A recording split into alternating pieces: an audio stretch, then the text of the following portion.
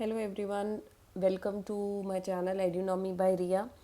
सो आज हम और प्रैक्टिस करेंगे क्वेश्चंस की सीयूईटी की।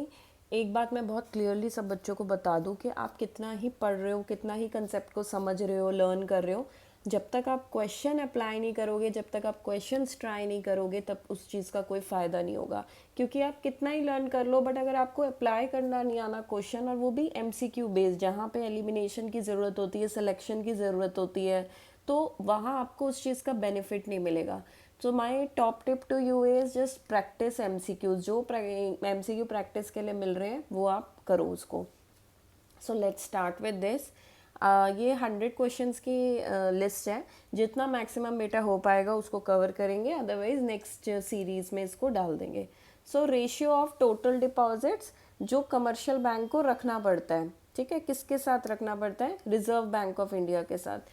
सो दो टाइप के आपने रिजर्व्स देखने हैं, एक एसएलआर देखना है और एक सीआरआर देखना है। सीआरआर में कैश आता है, तो ये कौन मेंटेन, किसके कस्टडी में जाता है? आरबीआई। और ये एसएलआर जो स्टैट्यूटरी लिक्विडिटी, मतलब ऐसे एसेट्स जो हाईली लिक्विड नेचर होते हैं, ये बैंक अपने पास खुद रखता है। तो जो इसका आंसर होगा वो सीआरआर है।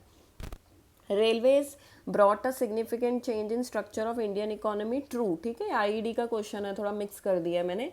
इट एनेबल्ड पीपल तक कि वो जोग्राफिकल और कल्चरल बैरियर्स हटा दे और कमर्शलाइजेशन हो। सेम लाइन आपकी एनसीईआरटी की आ रही है, तो हम बहुत इसको दोनों को ट्रू करेंगे और इसकी करेक्ट एक्सप्लेनेशन को मानेंगे। स्टॉक वेरिएबल वो होता है जिसका quantity at a particular point of time, एक समय में, जैसे एग्जांपल कैपिटल स्टॉक होता है, ठीक है। We can measure a stock over a specified period of time, such changes in stocks are called as flow, ठीक है। तो बेसिकली फ्लो की डेफिनेशन है कि कोई ऐसी चीज़ स्टॉक की जो एक समय के दौरान तक चलती है, उनको हम क्या बोलते हैं? फ्लो बोलते हैं। तो इस केस के अंदर both the statements are correct. तो कौन सा ऑप्शन आएगा इसके अंदर? दी सी वाला। देन मिक्स्ड इनकम कहाँ से आ रहा है? ये वाला क्वेश्चन ये आ रहा है आपका यूनिट 1 मैक्रो इकोनॉमिक्स का इनकम मेथड। तो वहाँ जो mix income of self employed होता है, ये खुद के वर्कर्स या फिर अनइनकॉर्पोरेटेड एंटरप्राइजेस, मतलब छोटे छोटे, किसी का बुटीक है, किसी की छोटी सी शॉप है, सलोन है, ये उनके बारे में होता है, तो ट्रू। और it is not included in estimation, तो ऑब्वियसली ये तो फॉल्स हो गया ना, दिस इज फॉल्स, क्योंकि फॉर्मूला क्या कहता है?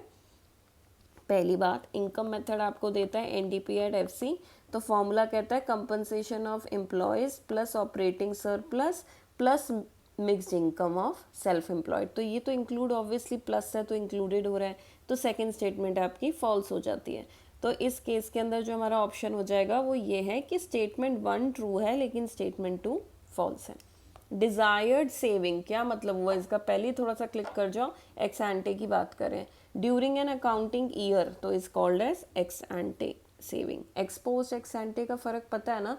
नहीं पता तो कमेंट सेक्शन में लिख दो, मैं उसको समझा दूंगी। कंपनी लोकेटेड इन इंडिया, ध्यान से समझना, ये कंसेप्ट डोमेस्टिक टेरिटरी से रिलेटेड होते हैं।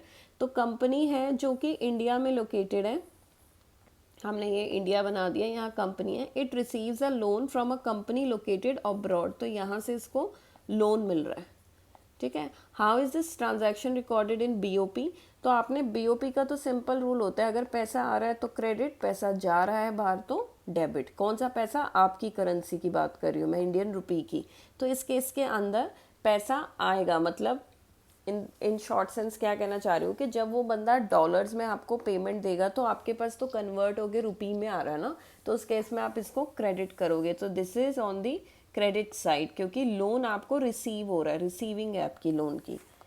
Then Indian company located in India invest in a company located abroad, तो वो कह रहे हैं कि एक कंपनी इंडिया की है जो कि कहाँ का इन्वेस्ट कर रही है? कोई और कंट्री में, किसी कंपनी में अब्रॉड में इन्वेस्ट कर रही है। तो ये कहाँ बीओपी में डालोगे? अगेन पैसा जा रहा है, ऊपर वाला क्वेश्चन का ऑपोजिट हो गया ना ये वाला, तो आप डेबिट साइड। हाँ, यहाँ मैं सॉरी ये देखना भूल गई थी, सॉरी, ये करंट अकाउंट में नहीं आता, ये कैपिटल अकाउंट की ट्रांजैक्शन है, ठीक है।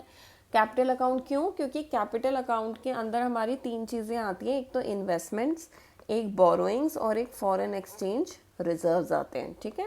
और ऐसे यहाँ पे भी ये कौन से अकाउंट में जाएगा? क्योंकि ये इन्वेस्टमेंट कर रहा है वर्ड, तो पहली बात तो कैपिटल अकाउंट है, तो ऑटोमेटिकली करंट वाले तो एलिमिनेट हो जाएंगे। अब कैपिटल में पैसा बाहर जा रहा है, इसलिए हम आंसर कौन सा करेंगे? डेबिट साइड करेंगे। Then question number 8, AD is a flow concept, aggregate demand, ठीक बात है क्योंकि वो over a year over a period of time measure होता है। AD and AS are measure tools of macro economic, ये तो बेटा जब आपने 11th क्लास की माइक्रो की थी ना, उसी में ही जब आपको माइक्रो और मैक्रो का डिफरेंस पूछा गया था ना, तो वहाँ बोला था डिमांड एंड सप्लाई इसके टूल्स हैं, और मैक्रो में बोला है कि एडी और एएस इसके टूल्स हैं। तो ये ठीक बात है, दोनों स्टेटमेंट्स हम इसको करेक्ट मानेंगे, सी ऑप्शन। ठीक है, गवर्नमेंट को अपना बजट ऑब्जेक्टिव अचीव करना है, कौन सा, रीडिस्ट्रीब्यूशन ऑफ इनकम का ऑब्जेक्टिव अचीव करना है। कैसे करेगी वो, तो रीडिस्ट्रीब्यूशन कैसे का क्या मतलब है कि आप दोबारा से चीज़ों को डिस्ट्रीब्यूट कर रहे हो, तो आप अमीरों से टैक्स लोगे और सब्सिडी पुअर को दोगे, तो प्राइस लेवल से तो नहीं होगा। ठीक है, जीडीपी बढ़ाने से क्या पता, ये तो जीडीपी की ही एक लिमिटेशन होती है कि क्या पता अमीरों का ही प्रोडक्शन ज़्यादा हो रहा है सामान का, लग्जरी गुड्स का। Bringing production of goods and services under direct and absolute control, no, मतलब ये तो कहीं ना कहीं आपको सोशलिस्ट इकोनॉमी की तरफ लेके जा रहा है, तो this can't be the answer. Rationalisation of taxes in pro poor direction. ठीक है, अब तुम ये बात देख रहे हो कि उन्होंने बहुत ईजी लैंग्वेज नहीं दिया कि यहाँ से टैक्स चार्ज कर दिया, वहाँ सब्सिडी दे दी, वो ऐसा कुछ भी नहीं बोल रहे। उन्होंने बोला कि पुअर के लिए काम करना, प्रो पुअर। तो भाई ठीक है, यही आंसर है क्योंकि उसके अंदर अल्टीमेटली रीडिस्ट्रीब्यूशन पुअर की तरफ ही जाता है। ठीक है, क्वेश्चंस अच्छे लेवल के हैं ये वाले, अगर आप देखोगे कंसेप्ट वही चल रहे हैं, बस लैंग्वेज थोड़ी सी चेंज हो रही है, बार बार थोड़ी टफ हो रही है। कंजम्पशन फंक्शन, बेटे इससे रिलेटेड मैंने आपकी एक वीडियो बना दी है, एडीएस के न्यूमेरिकल्स, उसको एक बार सारा सॉल्व कर लो। ठीक है, कंजम्पशन में कह रहे हैं find out the value of investment multiplier, तो देख रहे हो कहाँ से कहाँ कनेक्ट कर रहा है ये। तो आपको इतना पता होना चाहिए कि इन्वेस्टमेंट मल्टीप्लायर के 3 फॉर्मूले होते हैं, change in income upon change in investment, या फिर 1/1 माइनस MPC, या फिर 1/MPS। अब मुझे तो MPC ही नज़र आ रहा है इसके अंदर, तो मैं कौन सा फॉर्मूला सेलेक्ट करूँगी, ये वाला। तो 0.4 क्यों, क्योंकि जो कंजम्पशन फंक्शन होता है वो autonomous consumption plus MPC into income होता है, तो मतलब इनकम तो y है, 0.4 इज योर MPC, तो इसका मतलब 1/1 माइनस 0.4, सो 1/0.6 हो गया। अब आप उसको सॉल्व कर लो, तो ये 10/6, 1 बचेगा 6, तो ये आंसर होने वाला है आपका 1.67 है मल्टीप्लायर की वैल्यू। बाकी आप खुद भी बेटा सॉल्व कर लेना इसको, कैसे क्या आंसर आ रहा है final. Next question, tax is the main source of government revenue which is used to provide services, therefore those who pay more tax should not use government services. Is it making any sense? It's not making any logical sense also कि more who pay tax should not use, ऐसा तो कुछ नहीं होता ना, मतलब tax का तो एक वो लैटिन वर्ड आपके में बुक्स में लिखा हुआ है, मुझे याद नहीं आ रहा, उसमें तो यही बोलते हैं कि आप जब टैक्स पे कर रहे होते हो ना, तो you can not even ask for the benefit, तो टैक्स पे कर रहे हो नहीं पे कर रहे हो, इररिस्पेक्टिव गवर्नमेंट सर्विस सबको मिलती है। Next question, next reason, public goods are non exclusive non rival, तो ये ठीक है। ठीक है, समझा देती हूँ मैं पब्लिक गुड और प्राइवेट गुड का क्या डिफरेंसेस होते हैं। तो इसके लिए I think I need more space, तो यहाँ पे हम अपनी नोटबुक खोलते हैं, अपने भी नोट्स बनाते रहो साथ साथ। जब मैं आपके टाइम पे ये चीज़ें प्रैक्टिस करती थी, क्वेश्चंस किसी भी कॉम्पिटिटिव एग्ज़ाम के लिए, तो मैं इंश्योर करती थी कि मेरे पास हमेशा एक नोटबुक होती थी, और जब तक टीचर सॉल्व कर रहा होता था मैं साथ साथ सॉल्व कर लेती थी, प्लस अगर कुछ इम्पॉर्टेंट होता था तो मैं उसको वहीं पे नोट डाल के हाईलाइट या फिर कुछ भी मार्क कर देती थी। तो जब मैं बात करती हूँ पब्लिक गुड्स की, पब्लिक गुड्स का यहाँ मतलब होता है गवर्नमेंट की गुड्स। तो गवर्नमेंट गुड्स में 2 प्रॉपर्टीज ऑब्जर्व होती है, एक होता है नॉन राइवल। नॉन राइवल का क्या मतलब होता है, राइवल इज लाइक एनिमिटी, ठीक है, दुश्मनी। तो यहाँ राइवल का मतलब ये होता है कि सपोज करो ये 2 बच्चे हैं और इनके पास एक ही आइसक्रीम का कप है यहाँ पे, ठीक है। अब इस कप को अगर ये खाएगा, ठीक है, तो इसके लिए कम हो जाएगा, ए अगर उस कप को खाएगा तो बी के लिए कम हो जाएगा, बी खाएगा तो ए के लिए कम हो जाएगा। तो जब हमारे यूज करने से दूसरे के लिए सामान कम हो जाता है तो उसको कहते हैं राइवल, लेकिन ये तो नॉन राइवल है। अब नॉन राइवल का क्या मतलब है कि फॉर एग्जाम्पल ये दोनों ए और बी यहाँ खड़े हुए हैं और ये एक स्ट्रीट लाइट है जिससे लाइट आ रही है इनके ऊपर, ठीक है। तो अगर ए यहाँ खड़ा हुआ है तो बी के लिए लाइट कम नहीं हो रही है, बी खड़ा है तो ए के लिए कम नहीं हो रही है, तो इसलिए हम उसको नॉन राइवल बोलते हैं, ठीक है। तो नॉन राइवल नेचर होता है। अब दूसरा जो इसके अंदर होता है वो नॉन एक्सक्लूडेबल होता है। एक्सक्लूडेबल वर्ड तो इजी है, किसी को बाहर कर देना, ठीक है, किसी को हटा देना उसके बेनिफिट से, बट आप नहीं हटा सकते गवर्नमेंट गुड के। फॉर एग्जांपल इंडिया कंट्री के अंदर डिफेंस सर्विसेज हैं, ठीक है, बॉर्डर पे आर्मी खड़ी हुई है। अब जो आर्मी है, चाहे ये ए बंदा टैक्स दे या ना दे, प्रोटेक्शन तो उसको भी मिल रही है। बी बंदा टैक्स ज़्यादा दे रहा है तो क्या उसको ज़्यादा उसके घर पे थोड़ी आर्मी आके खड़ी हो जाएगी, ठीक है। तो नॉन एक्सक्लूडेबल, आप किसी को भी उस बेनिफिट से इंजॉय करने से रोक नहीं सकते। तो ये पब्लिक गुड्स की प्रॉपर्टी होती है। अगर मैं इसका उल्टा कर दूं, मतलब अगर मैं ये पिंक पेन से यहाँ पे प्राइवेट गुड लिख दूं, तो प्राइवेट गुड के केस में दोनों चीज़ें चेंज हो जाएंगी। यहाँ पे आपको मिल जाएगा राइवल, जैसे मैंने आइसक्रीम वाला एग्जाम्पल दिया, और यहाँ आपको प्राइवेट गुड में मिल जाएगा एक्सक्लूडेबल। इसके अलावा इकोनॉमिक्स में 2 गुड्स और होते हैं, वो भी मैं इस बार बता देती हूँ तुम्हें कि एक गुड जो होता है वो क्लब गुड होता है। क्लब गुड का क्या मतलब है, इमेजिन करो क्लब है और वहाँ एक एंट्री का बैंड लगता है, ठीक है, एक नियॉन कलर का बैंड है। तो आप क्या करोगे, उसके अंदर आप नॉन एक्सक्लूड तो कर सकते हो, मतलब आप चेक करोगे कि भाई किसके पास बैंड नहीं है, तुम नहीं अंदर आ सकते, तो आप मना तो कर दोगे लोगों को। तो एक्सक्लूडेबल तो होता है क्लब गुड।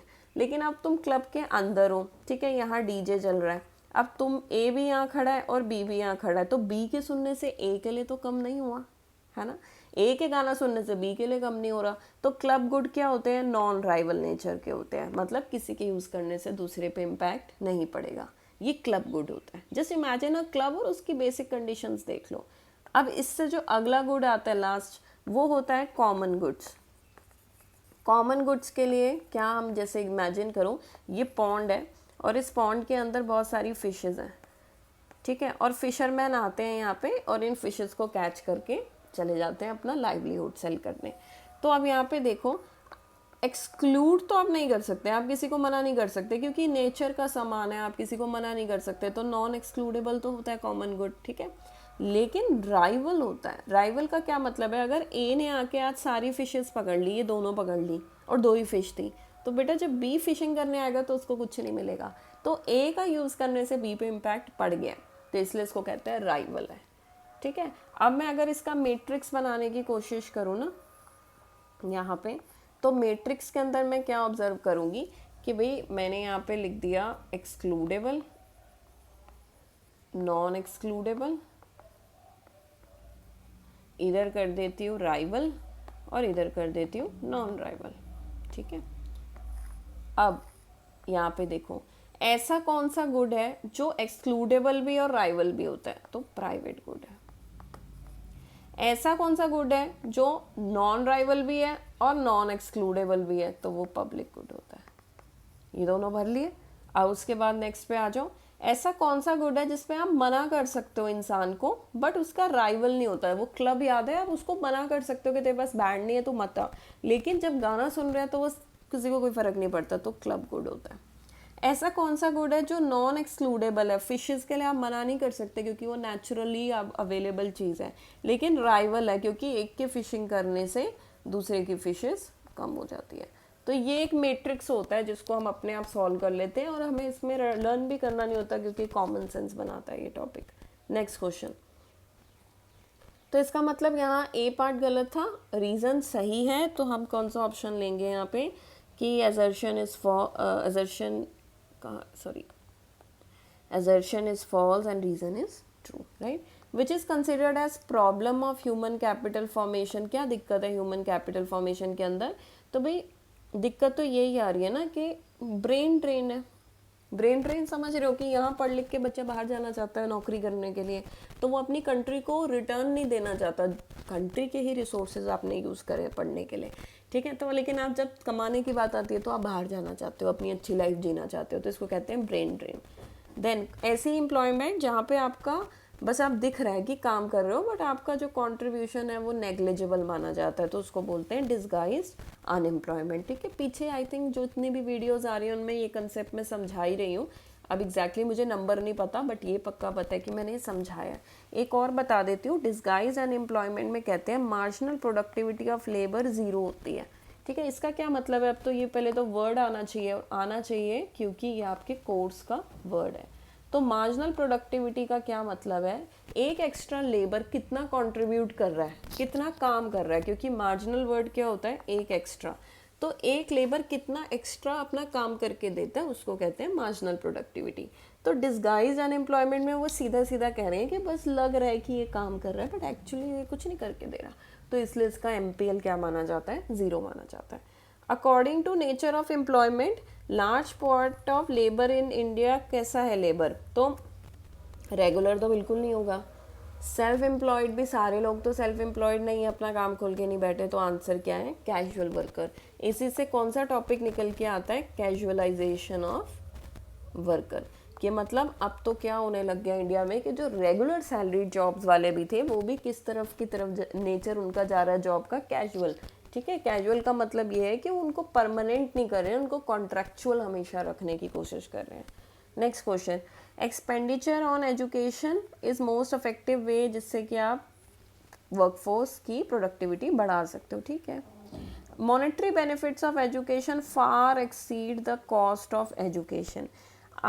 ये तो थोड़ा सा वो हो गया, डिपेंडेंट क्वेश्चन हो गया, बट ठीक है, अगर हम एजुकेशन की तारीफ करें तो ये बात बिल्कुल सही होती है, तो बहुत स्टेटमेंट्स को मैं ट्रू मानूंगी। असल में इन्होंने बेटा कोई स्पेसिफाई नहीं किया ना कि अर्बन एरिया में ऐसा होता है, रूरल एरिया में ऐसा होता है, तो अर्बन एरिया में तो हो जाएगा, अगर आप अच्छा पढ़ाई लिखाई कर लोगे तो आपको बेनिफिट्स उसके मिलेंगे, and that is why you all are studying, you are watching the videos because you want to clear a competitive exam and then pursue your career further.